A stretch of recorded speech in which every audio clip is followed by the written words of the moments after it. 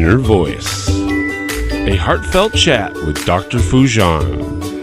Break free from the forces holding you back. Get the life you deserve. Eliminate stress, reduce anxiety, decrease depression, and start living your full potential. Thousands have used Dr. Foojan Zeine's awareness integration theory, an evidence-based behavioral health breakthrough with incredible life-changing results. Getting rid of past trauma, having fulfilling relationships, increasing earnings, and living their best life. Now, the Foojan app is available to everyone. The app is Dr. Foojan Zeine's awareness integration theory in the palm of your hand. Download the Foojan app today. Well, hello, everyone. Welcome to the Inner Voice podcast, a heartfelt chat with me, Dr. Foojan Zeine. I'm a psychotherapist, an author, and the originator of the awareness integration theory. And if you want to know a little bit more about the awareness integration theory, I suggest you getting one of these books that are out for you. Life Reset, which is for you and going through the exercises as a self-help book. You can get this as a book to read. You can have it audio and audibles, and that's available for everyone. You can go through different areas of your life and really look at what works in different areas of your life from the awareness integration path to create the life that you want. It goes through your present moments, becoming aware. It goes through the past, clearing it for you, and creating an envision for tomorrow. For all of you who are therapists or mental health worker, counselors, life coaches, people who are working with others, who really want to utilize the awareness integration theory as a therapy method or coaching method, the book Awareness Integration Therapy is for you. It teaches you exactly the 9 principles, all the interventions, and how you work with your clients step by step. And for all of you who love to become certified coaches or therapists or counselors through the awareness integration, let me know. Go to awarenessintegration.com. We have workshops consistently. The next one is coming up June 22nd, the Essentials of Awareness Integration Theory.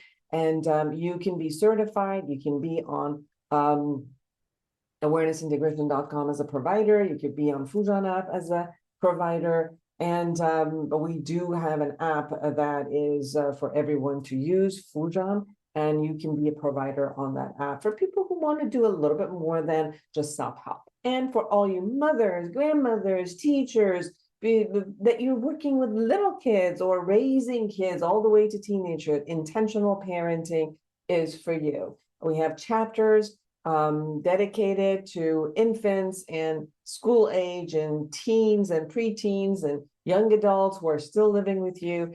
And I wrote that with 2 of my amazing colleagues, which are Dr. Nicole Jaffari, which is a professor at the university, and also Dr. Manukian, who is her specialty is young children, and she's taking awareness integration model and is taking it to Gem Educare, and is one of the kind daycare and childcare that we're bringing this model into raising your children in humanity in a sense. So get those books, work on them. I bet you'll love it. And if you have any questions, call me. I'd love to talk to you about it.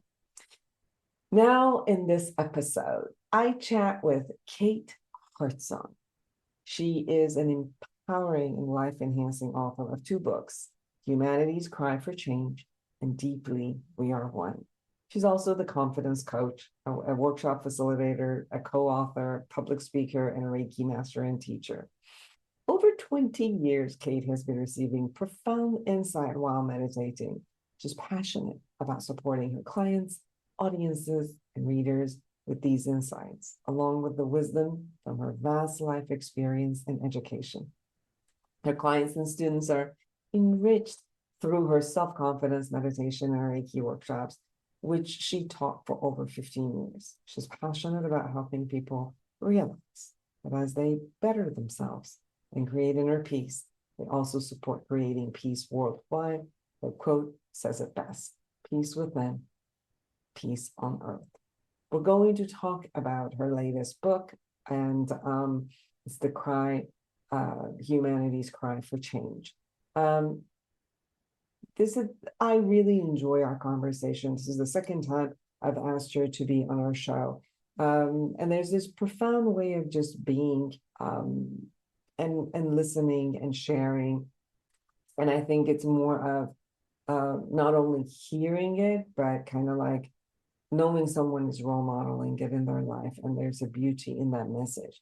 It's a message that really resonates with all of us, because we all want change and we all want peace inside and peace on earth. So I hope that you enjoy the conversation and it resonates with you in your heart as much as it does for me. Subscribe to this podcast, YouTube channel, connect with me through my website, foojanzeine.com. If you're ready and want to work on yourself, and you are someone who really does work well with apps, the Foojan app is for you. Every single month, we add 3 more areas of life where you could actually work through those areas of life. And there's life skill videos on Foojan app, and you can have connection with all of it. So connect with me, connect with the app, and give me your messages through any of the social medias, share with me. I truly love to hear from you. And without further ado, here's Kate Heartsong.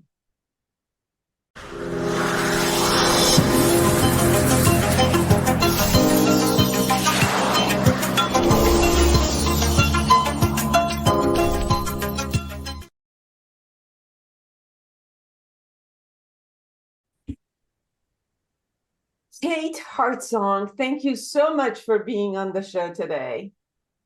Oh, it is such a delight, Dr. Foojan. I'm always grateful to be here. And this is our second show together. Thanks for asking me again. Yes, yes, yes. So we want to talk about your wonderful book, Humanity's Cry for Change. And that kind of just resonates with, I think, all of us, everybody who I have heard.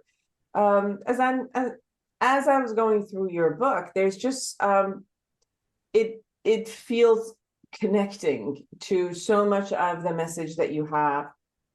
But before we get to the book itself, I really want for you to share with us, how do you sit with this? How do you have the insights that shows up for you, where you bring the external and the internal together, and kind of open it up? And there's a part of us that reveals. I was just sharing with you, like, it's a week that I have emotions that I can't really attach it to anything, and I'm just sitting with it, allowing it to reveal. And then as I was going through the book, I also got that there's something for you that keeps getting revealed, and then you bring again, as I said, internal and external of what's going on in humanity, what's going on earth, what's going on, what you see, and then you bring this beautiful slant to it. So share with us your journey through the process of writing the book. Oh, yes. Oh, I think it was maybe 20 years ago or so, during meditation, a particularly sweet meditation, where I noticed I was getting these wonderful, loving, comforting words. And I decided, I was guided to grab a pen and paper and start writing these beautiful words of what turns out to be guidance. My higher self, my angels were sharing. And as a result, I started writing, and then this became pretty dominant in my meditations. And it turned out to be beautiful words that I knew many of the words for myself, but also for the planet. And essentially, that was my first book, Deeply We Are One, which in essence recognizes the greatness of who we are, helps us to get there. And in doing so, we all recognize that we are all interconnected. We can see better the good in others when we see it in ourselves. And that was the process of, some people call it channeling or automatic writing. And I was so honored to share this. I never saw myself as an author, but it was just a gift. And I feel so blessed to have this. And I think about 2 or 3 years later, the process started again. Excuse me. I'm just getting over a little cold here. The process started again with incredible words of wisdom, deep insights that I knew were not just for me, but for the whole planet. And that is now what we know as my book, my second book, Humanity's Cry for Change. And the subtitle is Actions We Can Take to Create a New Earth. And I feel it's very appropriate for today's time. So it's the honoring of the process of receiving this information and then having it professionally edited and, the whole publishing process. So, yes. About your meditation process before we go into the actual messages. Obviously, meditation is a path, a tool, a practice that many of us do, and some do it with frustration because they go, especially at the beginning parts, and some people just can't sit and do it in so many layers. But there's also what you shared, which is you go through a way of being and sitting and listening and brewing and creating and generating.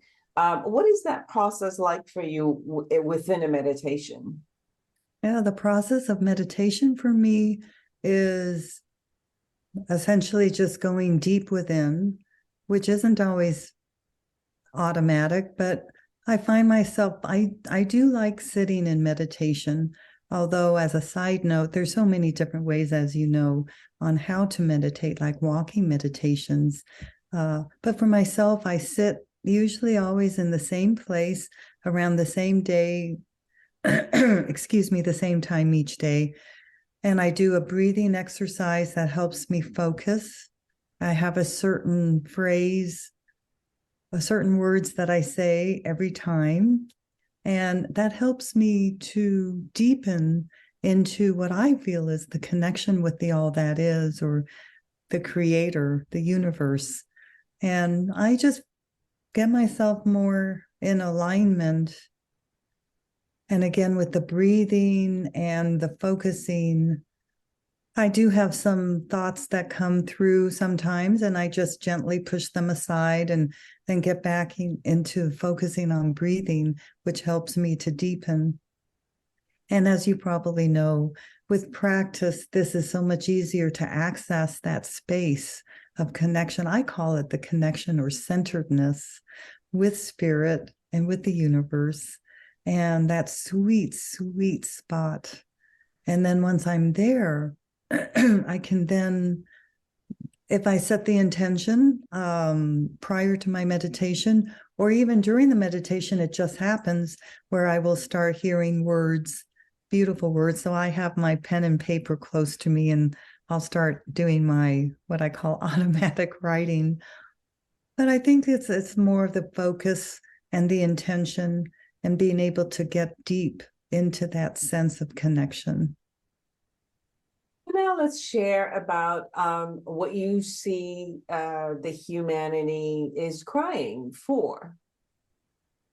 I believe, and my book does share this, and my personal belief is humanity is crying for having a new way of living, where we're living more in collaboration and kindness, peace, and that we recognize we're all interconnected, and just living where we can have more joy and peace instead of such chaos and the challenges that are prevalent on the planet right now.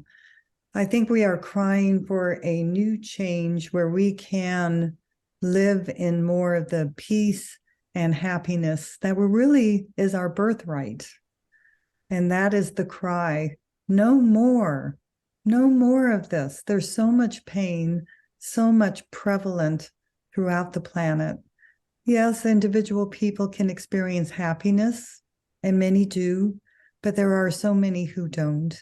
and they don't have even their basic needs met. So I believe that we are crying for having all people and animals and plants to have what they need, not just the basics to survive, but beyond that, our birthright of joy, happiness, interaction with others on a good, happy, fulfilling way, and to expand in growth and consciousness.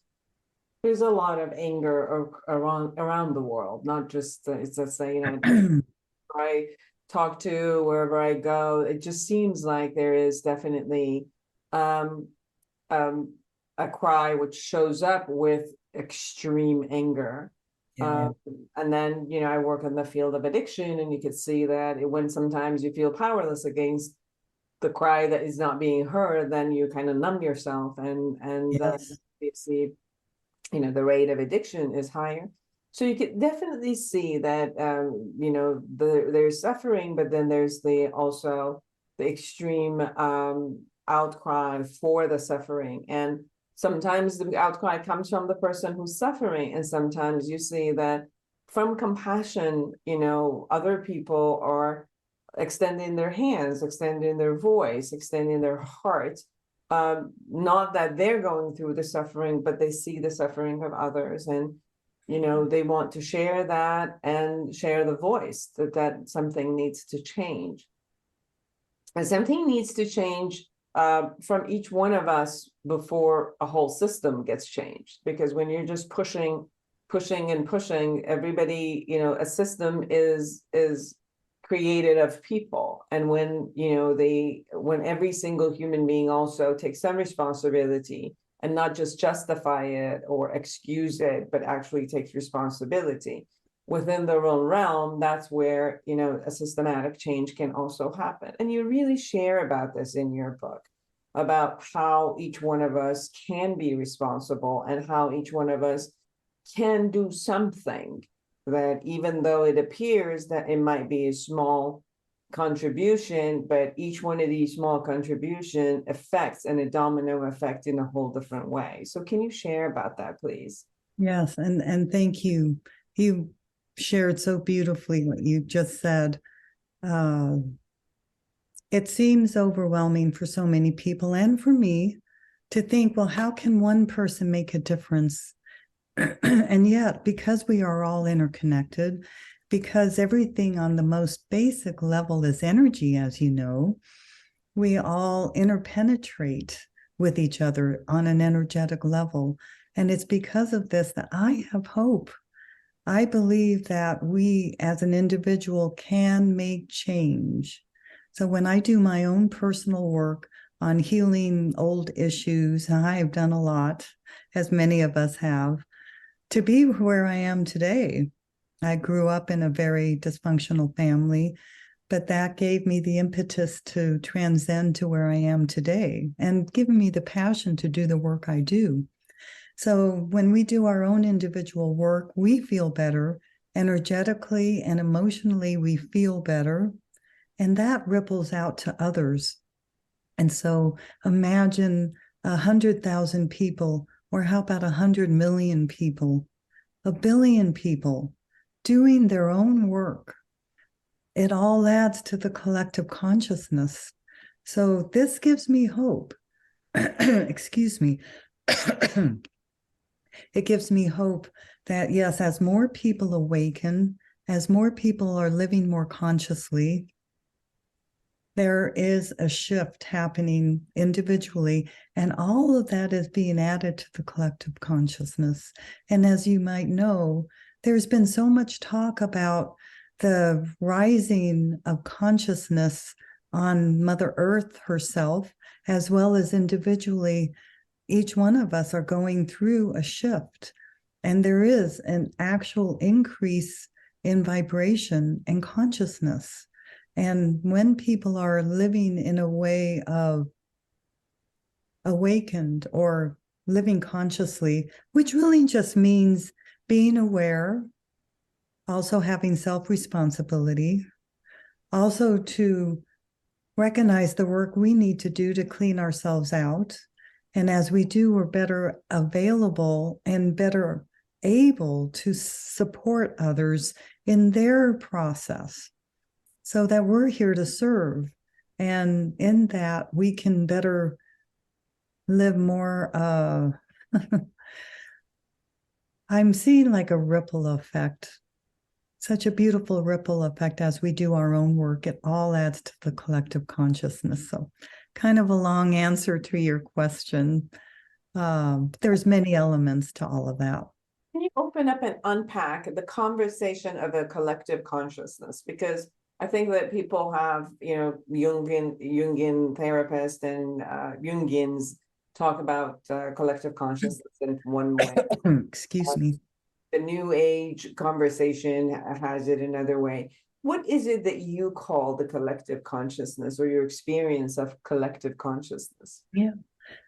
For me, the collective consciousness is really all of the consciousness of all individual people on the planet, and also includes the consciousness of plants and animals and the Mother Earth.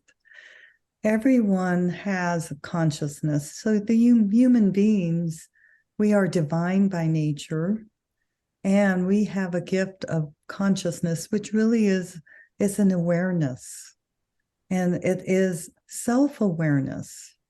And this is very powerful. And because everything is energy and everything vibrates at a different level, there's different levels of consciousness. People who are hurt, angry, going through all the lower vibrational emotions, they have wonderful consciousness, but their vibration is lower. And on the other side of the coin, people who are of respect and kindness and happy and peaceful, and they've done their own personal work, they're living consciously, they are awake, they are self-responsible, they recognize that they can be of service to others.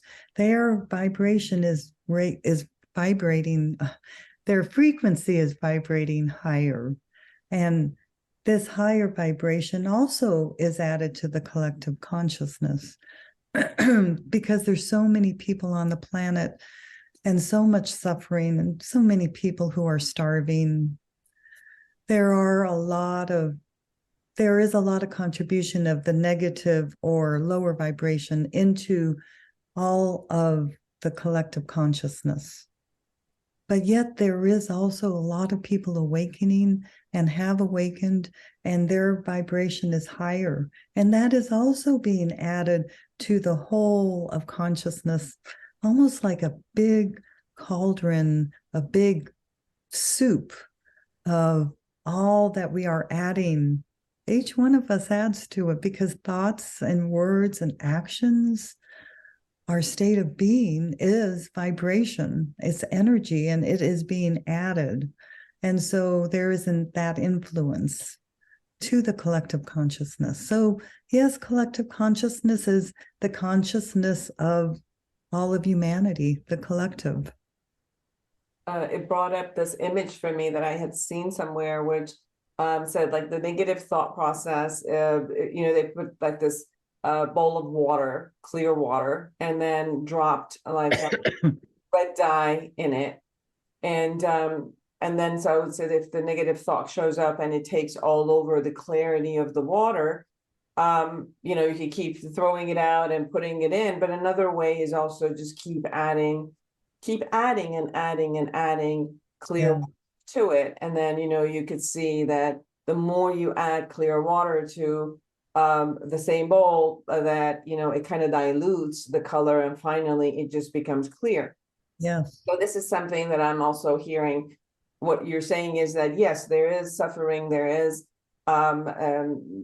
because of the suffering of humanity, what's going on is a lot of anger and hurt and, rage and hatred and, power trips and all of that happening. But when there's also the other side, which love and connection and collaboration and unity and healing and all of that keeps getting higher and higher. And then it kind of, the more that we add this other clear water to the bigger pot, that which we call the collective consciousness, that even the other side starts getting healed, or people do action. Same way in your book, you're talking about action. They then, from the context, from the concept of collaboration and healing, respect, being with someone in a way that you could respect them and caring for others and all, for us and all, then it creates that space where actions can be made, policies can be made, help can be created, where we could come together and create that essence of living together in a sweet way, let's say. Absolutely. And that's what it takes for us to survive as a species. And there is that beautiful, I've heard of that analogy. It's a beautiful analogy with the water and the drops. And yes, it all adds in together. And as we who are awakened and of the higher consciousness and vibration, we can be more of service to those who may be hurting. And that's the beautiful thing. And it isn't right or wrong that they're in the place that they're at and others are at a higher vibration. There's no right or wrong. It's just that we can be of more service to them. And yes, in that, a change, a shift into the new earth can happen. Beautiful. You talk about some component of what the ideas that you have, which let's say was given to you or brought to you and you wanted to share. What are some of the components that are in the book that you want people to know? There are several key concepts in the book. Thank you. And I'll share two of them. They're all very important and will cultivate and contribute to creating the new earth. One key concept is to understand that we are all interconnected. And, that term oneness has been going around the last few years and is a beautiful concept, but it is one thing to know it and another to live it. But when we can live in a place of oneness, that means that we can recognize that we are interconnected with others. And the benefit of that is that when I know I am interconnected, because again, on the most basic level of existence, everything is energy. So everything coalesces with each other. It all interpenetrates. There are ripple effects in our words, our deeds, our actions. When I know that that is the case, then I know I'm making an influence on people around me and, like we talked about, the collective consciousness. So how beneficial it is to live this concept of oneness, because then we know we can come from a positive place and help others because we are interconnected. And again, also when we understand that we're interconnected with everything, we understand that other people can influence us. And because we really are all in this together, people on the other side of the world, even though we don't know who they are, the difficulties they're going through, we can make a difference. Again, understanding that concept of oneness, we all know how powerful prayer is. And so that has a positive influence. So again, understanding and living by this concept of oneness is one key point in the book that really can help us to create the new earth, of knowing that what I do does affect others, and what I do also to another comes back to me. Another key concept is... Before you go, when you said that, it brought to me this morning, actually, I was listening to the Awakening podcast from Sam Harris, and it was interesting that part of that, there was a conversation about, what do you do when you wait? And sometimes most people, when they have to wait, they get frustrated, right? Like wait in a line, or, you're in traffic and you have to wait, or, you're thinking that you got to do something, but then it stops and you got to wait. And the suggestion was just take a deep breath and connect with your body, connect with whatever is around, connect with that moment, the present moment. And start wishing well for yourself and everything around you. Like you just said, the prayer, just say a prayer for you and everyone around you. And it's that moment, it's no longer like, I'm bored, I'm waiting, why is the world not giving me what I want right now? Why isn't everybody doing their own thing?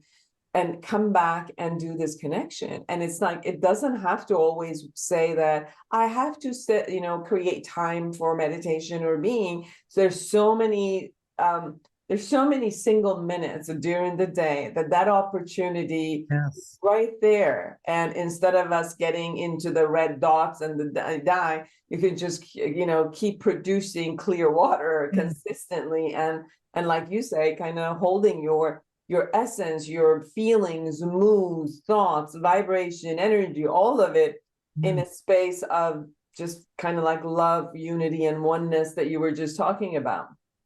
So beautiful, because what we think, do, even if it is for a moment, a few minutes, it radiates out. It does affect people around us, consciously or unconsciously. So how beautiful that story you shared. Yes, it's how much we can do even in a few minutes. And not only do others benefit, but then we also benefit, because then we're thinking positive things. And love, the energy of love is so high. It's the highest vibration of all. And it just, excuse me, getting over this cough. In fact, I noticed myself, oh gosh, I think it was yesterday or the day before. I was very busy and I was like focused, and I was noticing myself getting in a lower vibration of frustration and just overwhelm. And I did what you said, taking that deep breath. And I focused on the idea of love and just really focus and being very present. And it helped me to get in that place of relaxation, even in a short, I don't really know how long it took, but probably within about a minute, helping me to relax and just be in that space. So imagine if millions of people are doing that, billions of people, or, when there's the global meditations that are happening from time to time, that makes such a positive influence on the planet. And we feel better too. So Absolutely. I want to share, everybody, humanity's cry for change actions you can take to create a new earth by Kate Heartsong. Kate, you were going to tell us about the second component. Yeah, the second, there's so many, but let's see. The second point that my book talks about, second of many points, is the necessity, if we can, to be in a high vibration. And that means to be in a place of kindness and love and recognizing we're all equal and just respect. This means to ourselves as well as to others and to the Mother Earth, and of course to our dear animals and plants, and just having that reverence for life. Just being in a higher vibration really helps. Easier said than done. Very easy. And it's not to say we should ignore our upsets. No, it's, as you so well know, it's important that we acknowledge and recognize our upsets, work through them, process them, deal with them as we can, and then get back into center, do what we can to raise our vibration. And there's many ways to do that. One is to live in a place of gratitude. How we can be so grateful for so many simple things, not just the basics, but there's so many things like that. I turn on the faucet in the kitchen for water every time water comes out. Well, I'm grateful for the rain. I'm grateful that I can get out of bed and that I'm healthy. So when we can focus on that which is going well for us and what we're grateful for, that helps us to raise our vibration. It's a high frequency. And again, if we can practice that space of love, or like you suggested so beautifully, having a few minutes for waiting, we can get anxious. Well, what kind of energy is that putting out? Or get into that breath and into whatever way we get into our center and raise our vibration and make a difference. And we feel better. Time goes faster. We don't have to wait anymore. And then we're feeling better. So when we can be in that place of gratitude, kindness, respect, do things that bring us joy, that raises our vibration. So many things we can do to raise our vibration.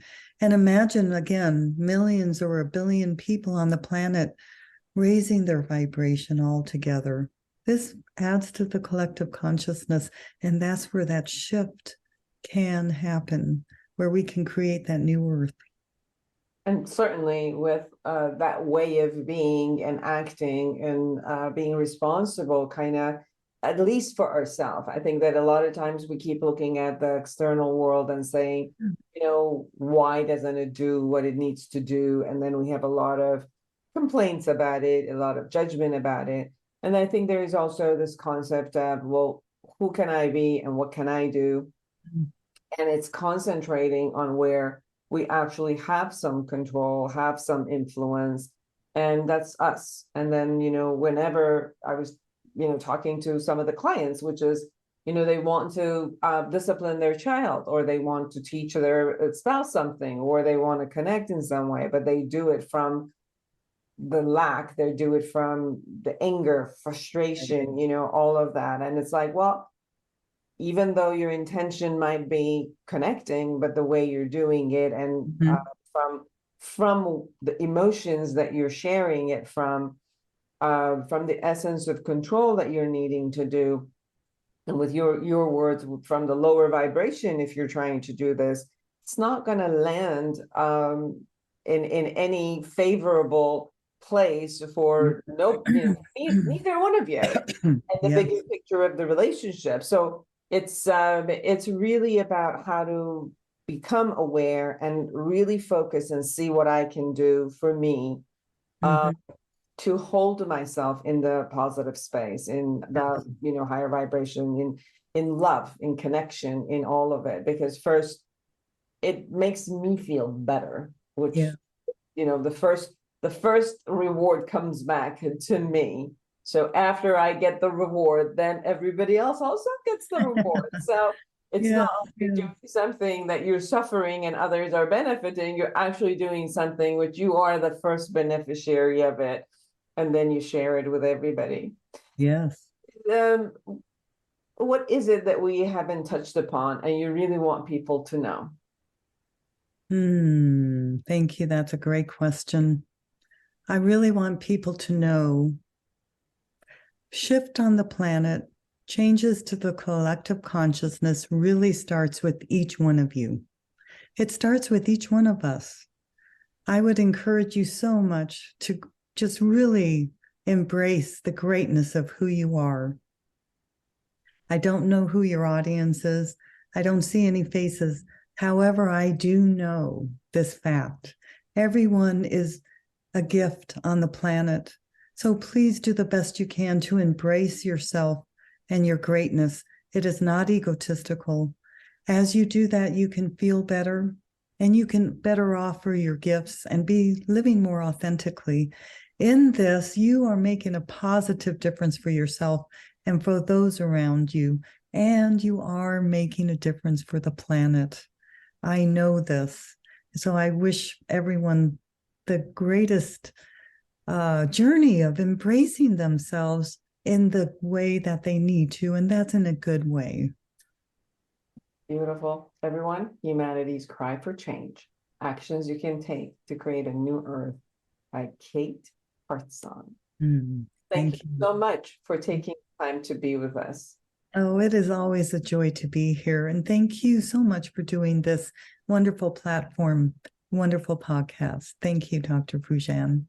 Thank you, Kate. And for all of you who are out there, create an amazing life for yourself and everyone around you. And until next week, bye-bye. Eliminate stress, reduce anxiety, and decrease depression. Dr. Foojan Zeine's awareness integration theory has helped thousands like you get incredible life-changing results. The Foojan app gives you her evidence-based treatment in the palm of your hand. Download today.